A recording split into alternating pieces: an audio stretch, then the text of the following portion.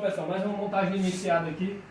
Começamos aqui o planejamento desse guarda-roupa já, montando toda a estrutura, só para colocar as gavetas, as portas, o fechamento superior e o maleiro daqui. Tem umas peças ali que ficou grande, a gente está levando para recortar. Aí já tá aqui as peças, as gavetas, ó, as laterais do maleiro, a frente da gaveta está aqui também. E aqui é a lateral que vai permanecer. Mostrando ali as peças que a gente